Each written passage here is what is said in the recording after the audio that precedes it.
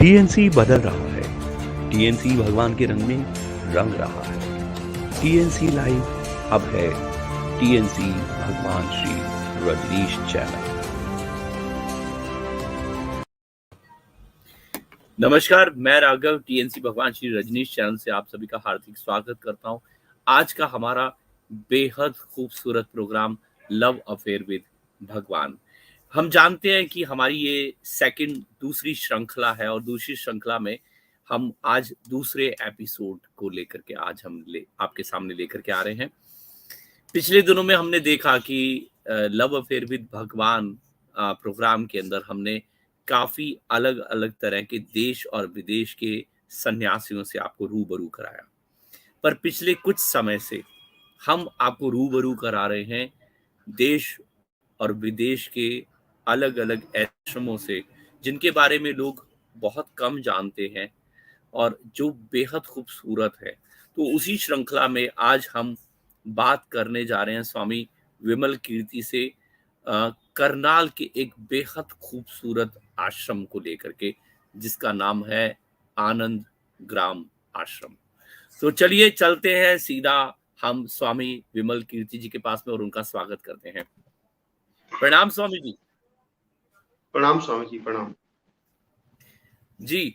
तो स्वामी जी, सबसे पहले तो मैं आपका स्वागत करना चाहूंगा इस बेहद खूबसूरत प्रोग्राम के अंदर।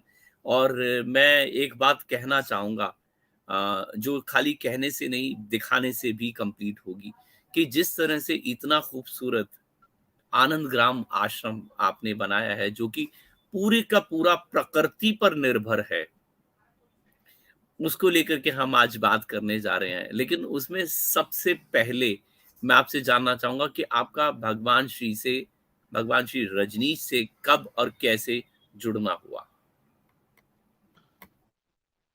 स्वामी जी, भगवान जी से मेरा जुड़ना हुआ, ये कोई बात है सन 92 और या 93, 92 93 की। तो उन्हीं दिनों में मैं किसी स्कूल में मार्शल आर्ट सिखाया करता था, कराटे। तो वहाँ के जो योगा टीचर हैं वो मेरे पास आए। तो उन्होंने कहा कि भाई ये कोई कराटे है क्या? मैंने कहा जी फिर कराटे क्या होते हैं? उन्होंने कहा कि कराटे वो होते हैं जो दूर बैठे बंदे को मारते हैं। तो स्वामी जी, मुझे आ गया लालच कि भाई ये कला जरूर सीखनी है। तो उन्होंने मुझे अपनी जगह पर आने के लिए कहा। मैं गया तो उन्होंने कहा कि बैठ जाओ, बैठ गया। तो वहां पे ओशो टाइम्स रखी होती थी, वो जो बड़े वाली आती थी उस जमाने में। मैं पढ़ता गया पढ़ता गया पढ़ता गया, फिर कई साल मैंने उनके पास जाता रहा और पढ़ता गया। फिर किसने किसको दूर बैठे मारने की कला सीखनी थी, फिर तो भगवान ने पकड़ लिया। मैंने फिर कभी बात भी नहीं उठाई उनके सामने। वो तो बात उसी दिन आई और उसी दिन खत्म हो गई। फिर तो उन्होंने मुझे भगवान श्री रजनीश द्वारा दी गई ध्यान विधियां सिखानी शुरू कर दी।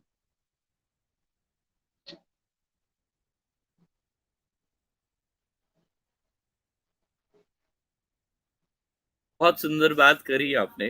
मैं स्वामी जी आप में इसमें एक बात जानना चाहूंगा कि आपका सन्यास कब और कैसे हुआ। मेरा सन्यास हुआ, पहले तो मैंने सन्यास लिया था स्वामी जी सन 98 में, 98 में। यहाँ पे हमारे करनाल में सेवा समिति आश्रम में कैंप लगा था, तो वहां पर मैंने सन्यास लिया था। फिर मुझे 2018 में, लगभग 20 साल बाद, बाबा पूर्णानंद जी ने दोबारा सन्यास दिया। उनके माध्यम से मेरा पुनर्सन्यास हुआ। तो बाबा ने मुझे नाम दिया स्वामी विमल की।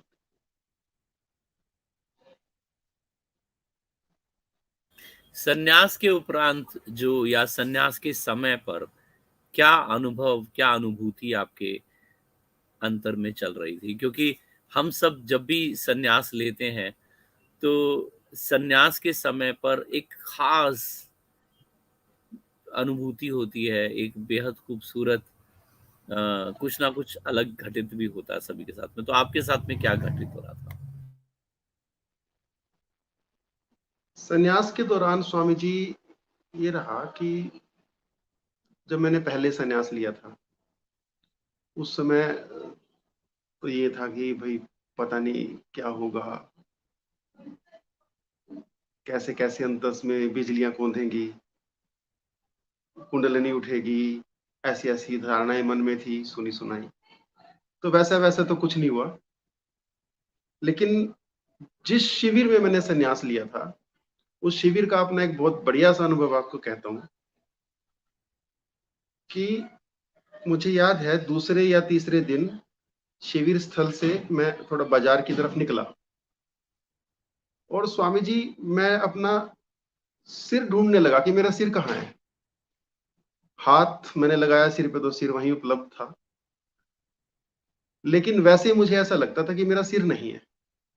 इसका मतलब ये था कि भगवान श्री द्वारा दी गई रेचन विधियों के कारण मेरा सिर इतना हल्का हुआ, इतना हल्का हुआ कि वो ऐसे लगा कि जैसे है ही नहीं।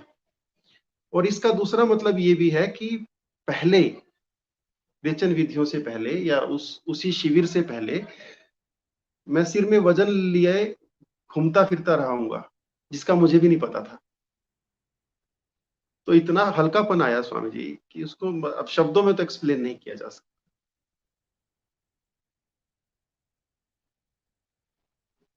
बहुत सुंदर स्वामी जी। स्वामी जी, ये जो इतना खूबसूरत सा आश्रम है, हम आश्रम के लेकर के अभी बात करते हैं आपसे, और मैं आपसे जानना चाहूंगा कि भगवान श्री की ये जो इतनी खूबसूरत आपने आश्रम के रूप में, आश्रम के माध्यम से रचना की है, तो मैं जानना चाहूंगा कि इसका विजन कैसे और कब, या इसका बीज कब आपके अंदर जो है पनपा? स्वामी जी भगवान श्री से जुड़ने से भी पहले मैं अनेक प्रकार के आश्रमों में गया हूँ जो दूसरी तरह की साधनाएं कराते हैं, जो दूसरे गुरु हैं। जितने तरह के आश्रम में जाना संभव था उस समय मेरे लिए, तो मैं गया हूं वहां पे। फिर ओशो से जुड़ने के बाद तो कहीं और जाना संभव ही नहीं हुआ मेरे लिए। हमारे पास यहाँ पे पुश्तैनी जगह है गांव में, तो 2002 में हमने यहाँ पर बगीचा लगाना शुरू किया जिसमें हर तरह के फल, सब्जियां, मसाले, हर्बल दवाइयां और जो टिम्बर प्लांट्स होते हैं वो, जो भी हमारे लिए पॉसिबल था और हमारे इलाके में हो सकता था, वो सब लगा डाला स्वामी जी हम। और जब वो फलने फूलने लगा तब अचानक से बैठे बैठे ख्याल आया कि यार इस जगह को तो साधकों के लिए उपयोग में लाया जा सकता है। और जैसे ही ये ख्याल आया बस उसके तुरंत बाद से अपने आप ही साधक आने लगे। मैंने कोई विज्ञापन नहीं दिया, कहीं कोई प्रचार प्रसार नहीं किया, लेकिन फिर भी दूर दूर से, पूरे वर्ल्ड से यहाँ पर साधक आने लगे। यहां तक ऐसा होने लगा कि 95% विदेशी साधक यहाँ पर आते हैं और 5% देसी। पूरे वर्ल्ड से यहाँ पर, मुझे तो ये बात आज तक समझ में नहीं आई कि कैसे लोग आने लगे, कैसे प्रचार प्रसार होता है। साल में लगभग लगभग 350 दिन यहाँ पर साधक रूपी मेहमान होते हैं स्वामी जी। ओशो की एक कोटेशन मैंने पढ़ी थी कभी कि मेरे प्रत्येक सन्यासी का घर मेरा आश्रम बन जाना चाहिए। तो वो बात मुझे कहीं अंदर से छू गई थी। फिर इस बात के पीछे जो विज्ञान था वो भी मेरी पकड़ में आया गुरु कृपा से। तो जब किसी बात, कही गई बात के पीछे का विज्ञान समझ में आ जाता है तब मामला बड़ा आसान सा हो जाता है। फिर वो मेरे लिए बड़ा आसान हुआ। फिर फिर साधक जो हैं वो मेरे लिए पूजनीय हो गए। आज भी जो भी साधक आते हैं तो मैं ऐसा मान के चलता हूँ कि परम पूजनीय कोई चेतना यहाँ पर आई है। और मैं हैरान होता हूँ स्वामी जी, बड़े उच्च कोटि के, ऐसा कहते हैं कि साधक नहीं है, साधक बहुत हैं, बड़े प्यारे प्यारे साधक हैं ओशो की दुनिया में और ओशो की दुनिया के बाहर भी। तो पूरे पूरे वर्ल्ड से जो साधक आ रहे हैं, बड़े ही प्यारे लोग, मतलब पांव छूने को मन करता है उनका। ऐसा ऐसा है स्वामी, बस गुरु कृपा से ये संभव हुआ। स्वामी जी, आगे बढ़ने से पहले मुझे लगता है कि कुछ तस्वीरें हम यहाँ पर साझा करना चाहेंगे, ताकि सभी दर्शकों को, जो हमारी टीएनसी भगवान श्री रजनीश चैनल का जो परिवार का हिस्सा है, उन सब लोगों को भी देखने को मिले कि कितना खूबसूरत ये आश्रम है। जी चलिए, चलते हैं कुछ तस्वीरों की तरफ।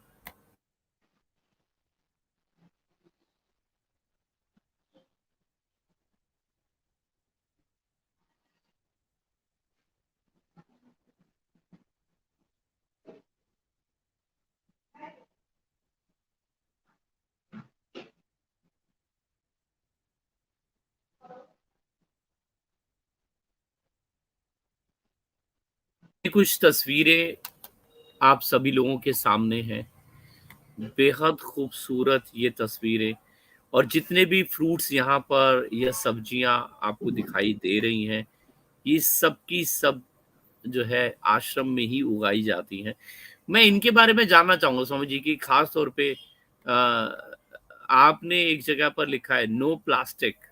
तो प्लास्टिक का भी यहाँ पर इस्तेमाल नहीं होता। इवन यहाँ पर जितनी टर्मरिक की बात करें या बाकी चीज़ों की बात करें, तो ये सब चीज़ें वहाँ पर आप बेहद खूबसूरत तरीके से वहाँ पर उगा रहे हैं और उसी को इस्तेमाल करते हैं खाने में भी।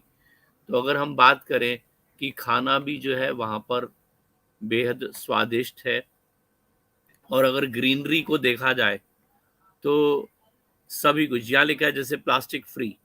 तो प्लास्टिक मुक्त जो ये पूरी की पूरी जगह है, इसको लेकर के मैं जानना चाहूंगा। अलग अलग तरह के आपने वहां पर पेड़ लगाए हुए हैं जी, तो थोड़ा सा हमें बताएं कि ये सब क्या है। स्वामी जी, भगवान श्री ने अपने एक प्रवचन में कहा कि सबसे पहले शरीर शुद्धि, साधना की यदि शुरुआत करनी हो, फिर विचार शुद्धि, फिर भाव शुद्धि। तो मुझे ऐसा लगा स्वामी जी कि शरीर शुद्धि पे सबसे पहले काम हो तो आहार हमें परिवर्तित करना पड़ेगा। मुझे ऐसा लगा कि हमें साधक को साधना के हिसाब से भोजन देना है। तो फिर उसके बाद जो भी यहाँ पर संभव था, साधकों के हिसाब से उस तरीके से फल लगाए गए। यहाँ पर किसी भी तरह के केमिकल का कोई प्रयोग नहीं है, कोई पेस्टिसाइड नहीं है, कोई हार्मोन्स नहीं है। इस धरती से हम करीब करीब 1 ट्रक के लगभग प्लास्टिक का पुराना कचरा वो सब निकाल के और यहाँ से बाहर ले जा चुके हैं। अब इस धरती में यदि हमें कोई प्लास्टिक मिलता है तो हम उसको निकाल के उसको बाहर ले जाते हैं। यहाँ पर आपको प्लास्टिक की कुर्सियां तो मिल सकती हैं, लेकिन वेस्ट प्लास्टिक बिखरा हुआ इधर उधर नहीं मिलेगा। किसी तरह का यहाँ पर कुछ भी दूषित वातावरण नहीं है। हमारी यहाँ पर प्लानिंग है कि अपनी शुद्ध हवा हो, हमारा पानी भी अपना हो, सॉयल बहुत रिच हो, और साधक एक ऐसे एनवायरनमेंट में रह सके जहां भरपूर प्राणवायु। तो भरपूर प्राणवायु के हिसाब से हमने यहाँ पर प्लांट्स ऐसे लगाए हैं, जैसे पीपल, पीपल का पेड़ भरपूर प्राणवायु देता है, त्रिवेणी कहें जिसे। तो साधना स्थल पर या जिस जगह पर विशेष तौर से साधना होती है, वहां पर त्रिवेणी है, बैम्बू है, तुलसी है, कि जो जा ताकि साधक को अधिक से अधिक प्राणवायु प्राप्त हो। तो रही बात इसके अलावा भोजन की, तो हम ऐसे भोजन को यहाँ पर प्रमोट करते हैं स्वामी जी जो नेचुरल हो। हम ऐसा कहते हैं कि 3 तरह की रसोई होती है। पहली रसोई भगवान की रसोई, जिसमें प्रकृति के द्वारा भोजन तैयार किया जाता है, वो साधक के लिए सर्वश्रेष्ठ है। जैसे आम है, अमरूद है, जामुन है, ये सब भगवान की रसोई में तैयार किया गया खाना है। दाल, चावल, रोटी, सब्जी, ये सब इंसान की रसोई में तैयार किया गया खाना है। मांस, मछली, बकरे, ये सब शैतान की रसोई में तैयार किया गया खाना है। तो हम जोर देते हैं यहाँ पर, यदि साधना करनी है, यदि सच में ही साधना करनी है, तो आपका भोजन सुधार होना चाहिए। तो भोजन सुधरेगा तभी साधना में गति संभव है। तो यहाँ पर पूरी व्यवस्था इस तरीके से है, इसको आप एक परमाकल्चर होलिस्टिक सेंटर कह सकते हैं। यहाँ पर इस तरीके से व्यवस्था की जाती है कि साधकों के लिए खुद ब खुद खाना तैयार हो, बिना किसी मेहनत के, जैसे जंगल में। तो इसको एक जंगली रूप दिया गया है स्वामी जी। तो साधक लोग जो आते हैं, वो हमने उनके लिए किचन यहाँ पे रखी हुई है, वो खुद अपना जो बनाना चाहते हैं बना ले, खा ले और दूसरों को भी खिला दे। ये ऐसी व्यवस्था है। स्वामी जी जैसे कहते हैं ना कि जैसा खाएं अन्न वैसा होए जी मन, तो वो पूरी तरह से यहाँ पर साक्षात मतलब सक्सेस पूरा दिखाई देता है कि जैसा आप अन्न खाएंगे वैसा ही आपका मन हो जाएगा। जी स्वामी जी। जो भी स्वामी लोग जी। जी। जो भी लोग स्वामी जी इस आहार पे आए हैं, जो परमात्मा की रसोई में बना आहार है, तो हमने उनमें चमत्कारिक परिवर्तन देखे हैं स्वामी जी। साधना में जो गति है, देखिए मेरी भी जो साधना थी बहुत सालों तक अटकी रही स्वामी जी। गोल गोल घूमते रहे हम भी, बहुत साल घूमे। फिर मैं बाबा से मिला एक्चुअली में। उन्होंने मुझे कुछ साधना के गहरे सूत्र बताए कि किस वजह से साधक अटकता है। तो फिर बात बननी शुरू हुई। भोजन में सुधार बहुत जरूरी है, और कोई भी व्यक्ति भोजन में सुधार करके अपनी साधना में निश्चित रूप से गति को प्राप्त कर सकता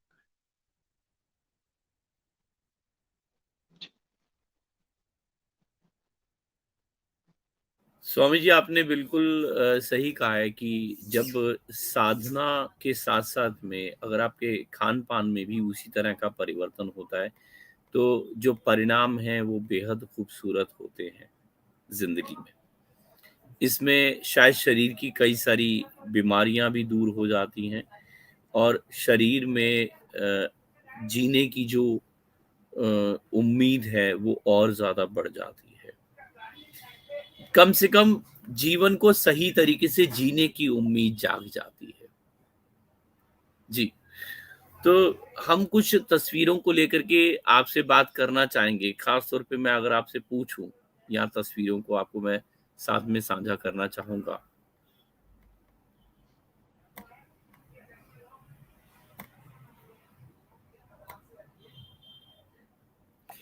अगर हम बात करें कि वहां पर रहने की सुविधा को लेकर के, तो जो रूम्स हैं यहाँ पर दिखाई दे रहे हैं, रूम के अंदर की फोटोग्राफ्स हैं ये। जी। तो कितने रूम्स हैं यहाँ पर, कितने लोगों के रहने की व्यवस्था यहाँ पर है, थोड़ा सा हमें इस बारे में भी बताएं। है। स्वामी जी यहाँ पर एक डोरमेट्री है। ये जो आप अभी देख रहे हैं, इसमें करीब करीब 10-12 लोग डोरमेट्री में सो जाते हैं स्वामी जी। ये बड़ा कमरा है बहुत। इसके अलावा हमारे पास एक बैम्बू हट है, जिसमें 3-4 लोग सो सकते हैं आराम से। इसके अलावा एक और बेसिक रूम है, तो उसमें भी 3-4 लोगों की व्यवस्था संभव है। इसके अलावा यहाँ पर कुछ टेंट्स हैं, तो वहाँ पर 15-16 लोगों की व्यवस्था है। क्योंकि ज्यादातर तो यहाँ पर जो मेरा देखना रहा है कि बाहर से ही लोग आते हैं तो वो लोग बड़े फ्लेक्सिबल होते हैं स्वामी जी। कुछ लोग तो हैमक में ही सोना पसंद करते हैं, तो वो भी बड़ा अद्भुत सा अनुभव होता है, हैमक में सोना। अभी पीछे कैंप हुआ था जिसका नाम था रो लाइफ सेलिब्रेशन, अगस्त में हुआ था पिछले साल। उसमें करीब करीब 35 लोग आए थे। अद्भुत बात ये रही कि कोई भी व्यक्ति कमरों में नहीं सोया। सब जहां पर ध्यान हो रहा था वो बड़ा जंगली सा एरिया है, पता नहीं अब क्यों सब लोग वहीं पे सोए, 35 के 35 लोग। तो सोने की तो, खाने की, सोने की कोई किसी तरह की समस्या नहीं है स्वामी जी, साधकों के लिए। स्वामी जी, मुझे बताएं कि अगर वहाँ की सुविधाओं को लेकर के, जैसे अभी आपने बताया कि सोने की या फिर वहाँ पे रहने की जो सुविधाएं, इसके अलावा और कौन सी सुविधाएं आपको लगता है कि वहाँ उपलब्ध है? खास तौर पे आपने यहाँ पर बताया कि पूरा का पूरा प्राकृतिक वातावरण है और जंगल की तरह आपने इसको बनाया है ताकि लोग जो है नेचर के और नजदीक रह सकें। तो थोड़ा-सा और अगर आप हमें बता पाएँ हमारे टीएनसी भगवान श्री रजनीश चैनल के परिवार के सभी लोगों को। देखिए स्वामी जी, ये जो जगह है ये करीब करीब 12-13 एकड़ में है, और ये ऐसा समझें कि पूरा का पूरा ही मेडिटेशन हॉल है, कहीं भी जाएं और ध्यान कर लें। हालांकि कुछ स्थान विशेष तौर से ध्यान के लिए निश्चित भी किए गए हैं, लेकिन क्योंकि पूरी ही पूरी प्रकृति है वहां पे, तो आप कहीं भी ध्यान करें। दूसरी बात ये कि हमने कुछ भी समय निश्चित नहीं किया है कि किसी साधक का सुबह 4 बजे ध्यान करने का मन है तो 4 बजे करे, 12 बजे करने का मन है तो 12 बजे करे, सारा दिन करने का मन है तो सारा दिन करे, कभी नहीं भी मन करने का है तो ना करे। लेकिन वो हो साधक, साधना के नाम पर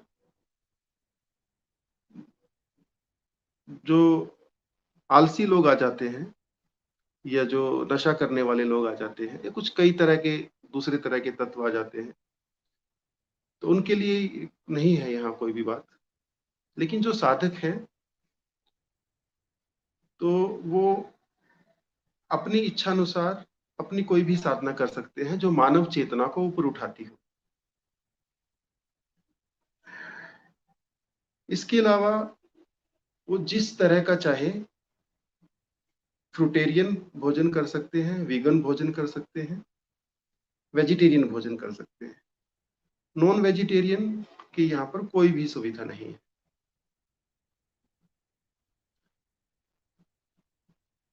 इसके अलावा वो चाहे तो कमरों में ठहर सकते हैं, चाहे तो डोरमेट्री में ठहर सकते हैं, चाहे तो बैम्बू हट में ठहर सकते हैं, चाहे तो हैमक में ठहर सकते हैं, टेंट में ठहर सकते हैं। हम पूरी तरह से उसमें फ्लेक्सिबल हैं। हमारी तरफ से किसी भी तरह का, आपने शुरू में एक सवाल पूछा था स्वामी जी कि क्या प्रेरणा से ये व्यवस्था हमने करी, तो मुझे एक बात महसूस होती थी कि कई आश्रम में हमें 7 बजे ध्यान करना ही करना है, शाम को एक समय निश्चित है, वहां पर उपस्थित होना ही होना है। तो मुझे ऐसा लगा कि बहुत सारे ऐसे साधक हैं जिनकी साधना की अपनी अपनी स्टेजेज है। हो सकता है एक साधक ऐसी स्टेज पे हो जहां पर उस तरह का ध्यान वो नहीं करना चाहता है या उसकी वैसी स्थिति नहीं, तो वो ना करे। वो कुछ और, वो प्राणायाम करना चाहता है, प्राणायाम कर ले। लेकिन एक ही शर्त है वहां पे कि ऐसा वो कुछ भी करे जो मानव चेतना को ऊपर उठाता हो। वो डांस करे, कोई प्रॉब्लम नहीं। ध्यान करे, योग करे, प्राणायाम करे, कोई प्रॉब्लम नहीं। हम सबका स्वागत करते हैं स्वामी जी। बस चेतना की सीढ़ियां बदलनी चाहिए ऊंचाई में।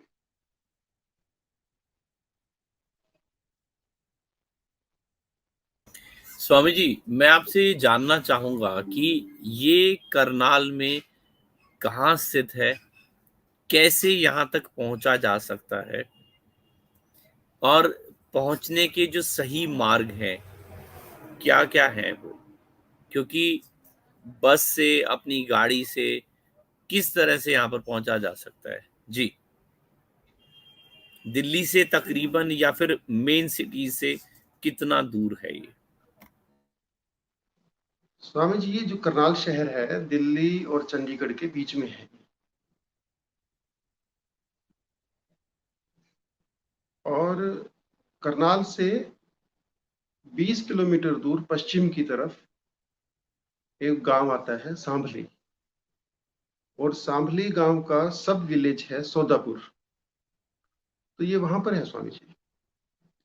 या कहें तो करनाल में एक जगह है पेहवा, करनाल से एक रोड जाती है पेहवा, तो करनाल पेहवा रोड पे है ये, करनाल से 22 किलोमीटर दूर। जो लोग दिल्ली चंडीगढ़ तक तो फ्लाइट से या ट्रेन से या बस से कैसे भी आ सकते हैं। दिल्ली या चंडीगढ़ से ट्रेन और बस और टैक्सी की सुविधा है, और करनाल से चाहे तो फिर बस से आ सकते हैं। करनाल से तो हम भी पिकअप कर लेते हैं, कोई दिक्कत नहीं है। स्वामी जी, अभी आपने जैसा कहा कि लोग जो है दिल्ली तक आ सकते हैं, दिल्ली से तकरीबन कितने घंटे का रास्ता है स्वामी जी दिल्ली से करनाल का? दिल्ली से 2 घंटे, चंडीगढ़ से भी 2 घंटे। जी, तो इसका मतलब करनाल जो है दिल्ली और चंडीगढ़ के बीच में है तकरीबन। हाँ जी, बिल्कुल। जी, तो मैं आपसे एक बात और जानना चाहूँगा कि सही समय कौन-सा है? क्या किस तरह से लोग जो हैं यहाँ पर क्या बुकिंग करानी होगी या सीधे भी आ सकते हैं? किस तरह से साधक यहाँ पर पहुँच सकते हैं?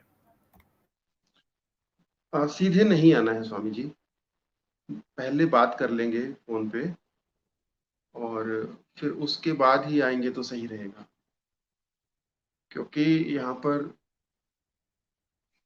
उस तरह की फिर व्यवस्था हो जाएगी कि कितने लोग आ रहे हैं, कब आ रहे हैं, और फिर रूम्स वगैरह की सारी व्यवस्था उस हिसाब से हो जाएगी स्वामी जी। फोन पे बात कर लेंगे तो अच्छा होगा पहले।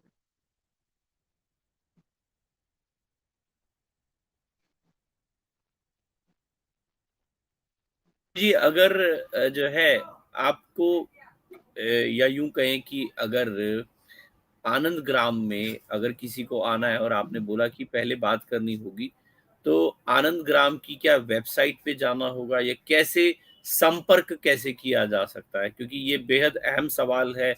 जब तक लोगों को ये नहीं पता हो कि उनको संपर्क कहाँ और कैसे करना है, तब तक शायद आप तक पहुँचना थोड़ा मुश्किल है। स्वामी जी, मेरा फोन नंबर है 9034514000। तो इस नंबर पर संपर्क करके कभी भी आ सकते हैं। मैं यदि फोन रिसीव ना करूं तो मुझे व्हाट्सएप पे मैसेज छोड़ दिया जाए। अपनी वेबसाइट है anandgram.com, तो चाहे तो वेबसाइट भी पहले चेक कर सकते हैं। anandgram.com भी है, anandgram.in भी है। और दूसरी बात मैं कुछ इसमें जोड़ना चाहता हूँ स्वामी जी, कि कौन कौन लोग आए।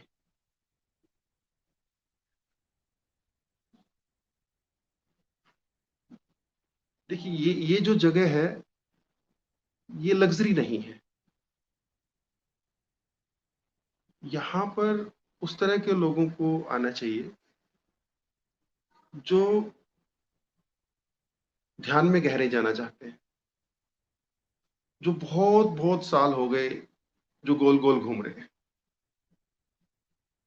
और अब चाहते हैं कि गति हो। उस तरह के लोगों को आना चाहिए जो सोसाइटी में अपने आप को मिसफिट महसूस करते हैं और अजनबी सा फील करने लगे हैं। और साधना भी करना चाहते हैं।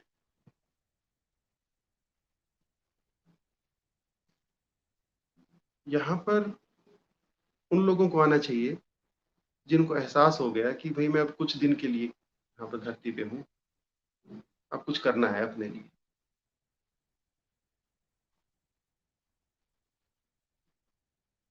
वर्षों से साधना में गति नहीं हो रही है, गोल गोल घूम रहे हैं, या साधना के कारण मन में परेशानी हो गई है, साधना से डिप्रेशन हो गया है, या कोई गलत साधना चूज कर ली है। तो प्रकृति का सानिध्य, ऐसा अनुभव रहा है हमारा कि प्रकृति का सानिध्य और गुरु की कृपा, यहाँ पे गुरु की कृपा बहुत है स्वामी जी, तो ये सब कुछ ठीक करती है। तो ऐसे लोग आए जो साधना करनी है जिनको, तो ऐसे लोग आएंगे तो जितने भी लोग आए हैं वो भर के गए हैं। लेकिन सुख सुविधाओं को प्राथमिकता देने वाले लोग फिर यहाँ पर हताश निराश ही होंगे, तो ऐसे लोग ना आए। मेरा ऐसा अनुभव रहा है स्वामी जी कि ओशो की कुछ अद्भुत सी कृपा है। पिछले 10-12 सालों में 2-4 ही लोग ऐसे होंगे, एक या दो ही कहूंगा, कि जो साधना के नाम पे वो नशा वशा करने वाले लोग आए थे। नहीं तो इतने प्यारे लोग आते हैं स्वामी जी, इतने प्यारे लोग आते हैं, अद्भुत कमाल के लोग।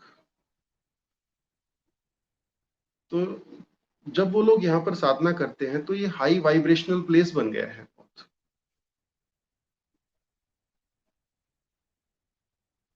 क्योंकि चर्चा हम कुछ करते नहीं, प्रेम की हम कोई बात नहीं करते, यहाँ पे साधना की हम कोई बात नहीं करते, बस साधना करते हैं, बात नहीं करते, हो गई बहुत सी बातें हम। तो ऐसे लोग यहाँ पर आते हैं जो बातचीत कर करके भी थक चुके हैं साधना के नाम पे, जो प्रेम के नाम पर बातचीत कर करके अब थक चुके हैं, अब जीना है साधना को, अब जीना है प्रेम को। तो ऐसे लोग जब आते हैं ना स्वामी जी यहाँ पे, तो फिर वो खिलावट सी होती है। कुछ ऐसा होता है कि आज जो साधना कर रहे हैं वो ऐसी तरंगे छोड़ के जाते हैं कि आने वाले साधकों के लिए वो बड़ी बेनिफिशियल होती है। और वो एरिया हमने रिजर्व रखा हुआ है, वहां पर हम विजिटर्स को भी नहीं आने देते। जैसे गांव के इधर उधर के लोग आते हैं, तो जो साधना के एरिया है वहां पर नहीं जाने देते किसी को भी, वहां पर केवल साधक लोग जाते बहुत सुंदर आपने ये निर्माण किया है। और मैं सभी साधकों से कहना चाहूंगा कि अगर आपके मन में, जिस तरह से स्वामी जी ने बताया, कि अगर सचमुच में आपके मन में साधना से जुड़ने का मन है या साधना करना चाहते हैं, तो आए, इस बेहद खूबसूरत एनर्जी को यहाँ पर महसूस करें। जितने भी साधक अभी तक यहाँ पर आए हैं, आप देख सकते हैं कि यहाँ पर इवन बुद्धा हॉल भी जो है, यहाँ पर पूरा का पूरा ओपन बुद्धा हॉल है। यहाँ पर आप यहाँ पर आ सकते हैं, नेचर से जुड़ सकते हैं पूरी तरह से। और यहाँ के जिस तरह से स्वामी जी ने बताया कि चाहे फलों की बात करें, चाहे सब्जियों की बात करें, तो सभी कुछ यहाँ पर ऑर्गेनिक है। इसमें यहाँ पर किसी भी तरह का मिलावट का कुछ भी काम नहीं है। आप कह सकते हैं प्लास्टिक को यहाँ पर पूरी तरह से हटा दिया गया है। गेहूं की बालियों को देखें, चाहे वो आप किसी भी तरह की, इतनी खूबसूरत नेचर, क्योंकि भगवान हमेशा से ही नेचर के साथ में जीना सिखाते हैं हमें। हमेशा उन्होंने कहा कि नेचर के बेहद करीब रहना है। तो साधकों के लिए ये बिल्कुल उपयुक्त जगह है जहाँ पर साधक आकर के अपनी साधना को कर सकते हैं। खाने से लेकर के साधना तक सभी चीज़ों में यहाँ पर प्योरिटी दिखाई देती है। तो मैं आप सभी लोगों से कहना चाहूँगा कि आप सब लोग जो भी यहाँ पर सच्चे मन से साधना करना चाहते हैं, तो आप लोग आएँ यहाँ पर और महसूस करें यहाँ की साधना को। स्वामी जी, एक चीज़ मैं आपसे और जानना चाहूँगा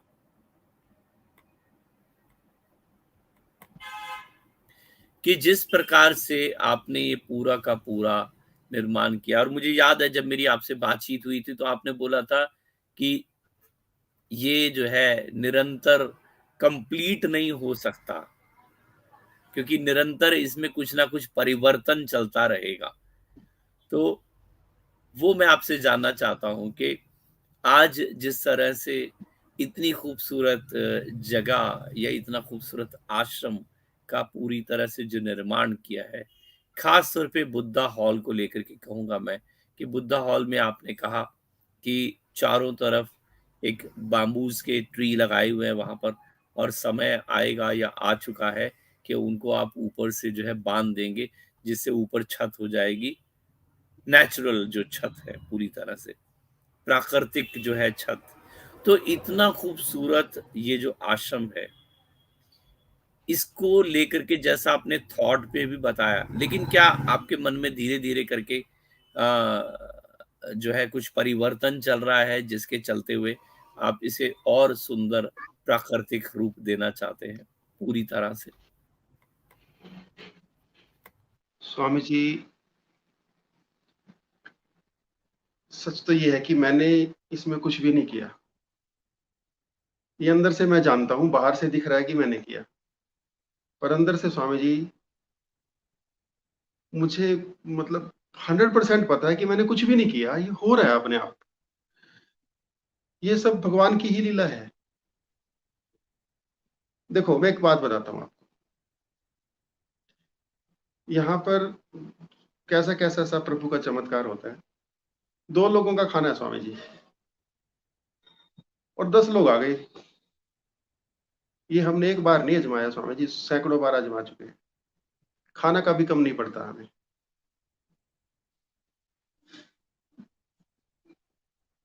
कुछ ऐसा हो जाता है कि अपने आप ही प्रबंध हो जाता है, 5 मिनट में, 10 मिनट में, 15 मिनट में। हो सकता है कोई गांव की ताई चाची कोई अपने आप ही दे जाए, ले भाई खा लो।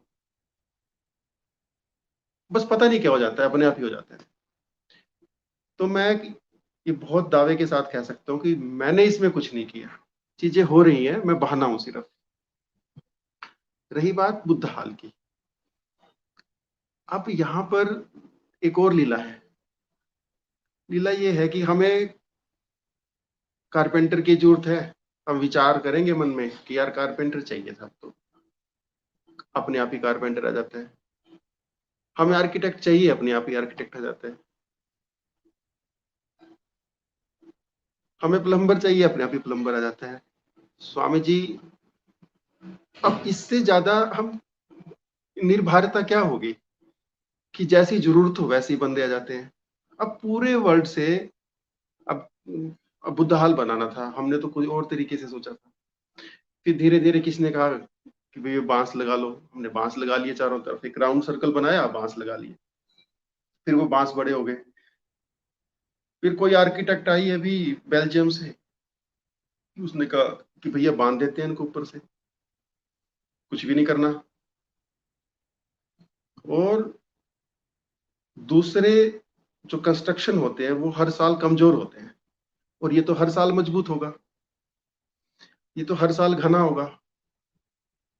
और फिर हमने उसके आसपास पीपल के पेड़, नीम के पेड़, बरगद के पेड़, तुलसी, केले, बांस, ये सब चीजें लगाई।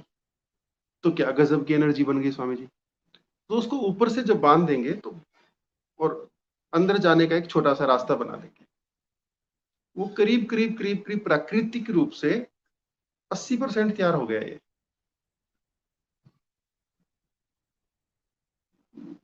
मुझे लगता है कि 1 साल और लगेगा इसको, तो 1 साल में पूरा पैक हो जाएगा। तो एक अलग तरह का बुद्धा होल होगा, बिल्कुल नेचुरल। मानव मानव निर्मित इसमें कुछ भी नहीं है, सब प्रकृति, हम तो बांध देंगे बस ऊपर से उसको। और उनका झुकाव इस तरीके से है कि मुझे तो लगता है बंद भी वो अपने आप ही जाएंगे। तो ऐसी सी व्यवस्था हो रही है स्वामी जी। प्रकृति कहें, परमात्मा कहें, मोक्षो कहें, कुछ भी कहें, पर मैं नहीं कर रहा हूं, अपने आप हो रहा है। जी, आपने बिल्कुल सही कहा है कि हम कुछ नहीं करते हैं, ये भगवान करते हैं और अपने आप हो जाता है। हम तो सिर्फ एक निमित्त मात्र भी हैं, और अगर निमित्त मात्र भी हैं तो मुझे लगता है कि हमारा अहोभाग्य है, ये हमारा सौभाग्य है कि हमें भगवान ने अपने कार्य के लिए चुना है, और कर वो खुद ही रहे हैं, नाम सिर्फ जो है हमारा हो रहा है। तो ऐसा बिल्कुल स्वाभाविक सी बात है। बहुत बहुत शुक्रिया स्वामी जी। तो मैं सभी से कहना चाहूंगा, जो हमारा ये प्रोग्राम अभी हमारे टीएनसी भगवान श्री रजनीश चैनल के जितने भी परिवार के सदस्य हैं, मैं आप सभी से कहना चाहूंगा कि आप अपना अपना बैग उठाएं और तैयार हो जाएं। पहले आने से पहले स्वामी जी को कॉल कर लें, या उन्हें जो है वेबसाइट पे जा कर के वहां से बातचीत कर लें, ताकि आपका आने का स्थान सुरक्षित हो पाए। और फिर आपको खुला निमंत्रण है, आप आ सकते हैं और आकर के यहाँ उस ऊर्जा को भी महसूस कर सकते हैं, और यूं कहें कि आप उस ऊर्जा में जो है अपने आप को डुबो सकते हैं और महसूस कर सकते हैं। स्वामी जी, एक बात मैं आपसे लास्ट में और जानना चाहूंगा कि जैसे आपने कहा कि पूछ के आना होगा या फिर कॉल करना होगा, स्थान को जो है सुनिश्चित करना होगा, आने की डेट और जाने की डेट। तो कितने दिन से कितने दिन तक लोग यहाँ पर आकर के रुक सकते हैं? स्वामी जी ज्यादातर तो यहाँ पर लंबे समय के लिए साधक आते हैं।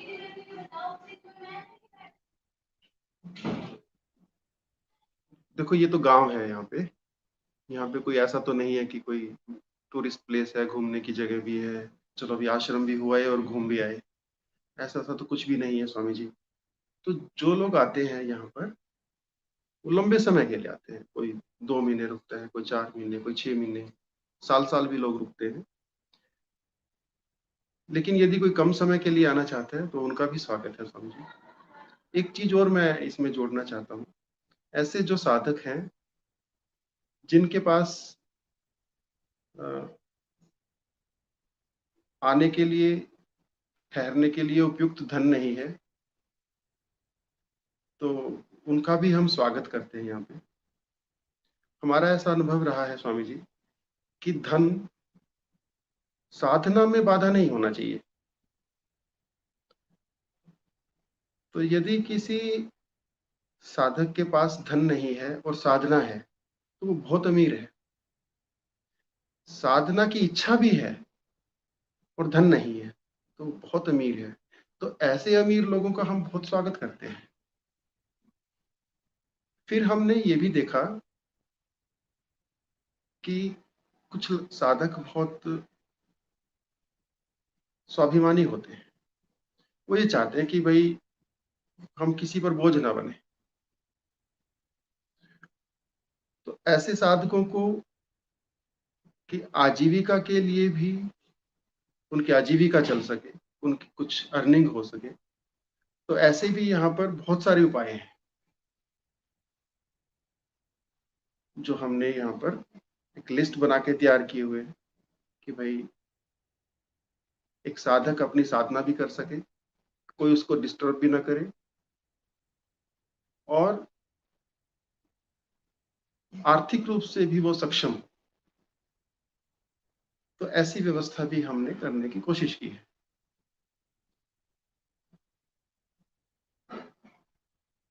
बस वो अपनी ईमानदारी से अपना अपना योग, ध्यान, साधना जो भी करना चाहें वो करें। इससे हमें ये लाभ होता है कि वो जगह बड़ी चार्ज हो जाती है, आसपास का वातावरण बहुत अलग तरह का हो जाता है। मैंने ऐसा सा अनुभव रहा है स्वामी जी कि जो बड़े क्रूर से टाइप के लोग भी आए ना, वो आके वहां इतने द्रवित हुए कि रोने लग गए। जो किसी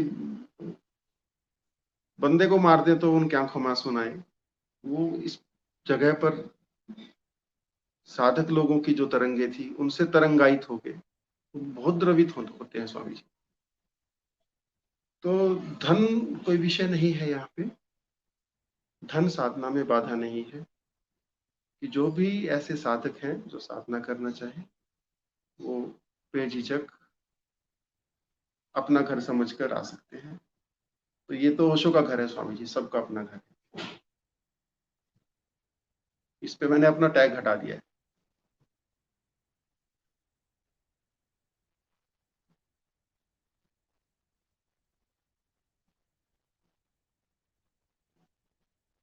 बहुत सुंदर स्वामी जी, आपने बहुत ही खूबसूरत बात कह दी है अपनी तरफ से कि जो साधक यहाँ पर आना चाहते हैं और उन्हें धन की भी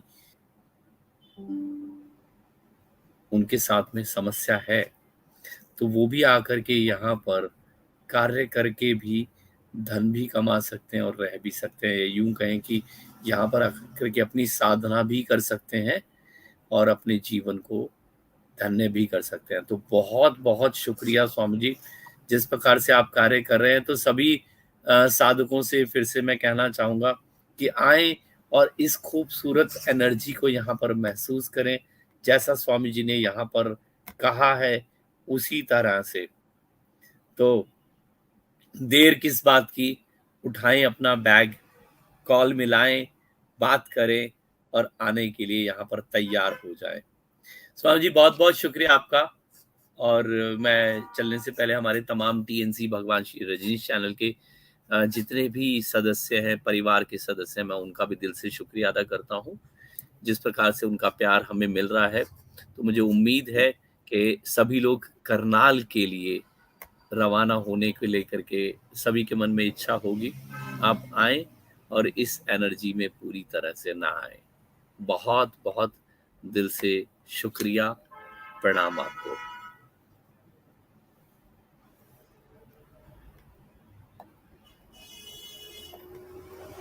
टीएनसी बदल रहा है, टीएनसी भगवान के रंग में रंग रहा है। टीएनसी लाइव अब है टीएनसी भगवान श्री रजनीश चैनल।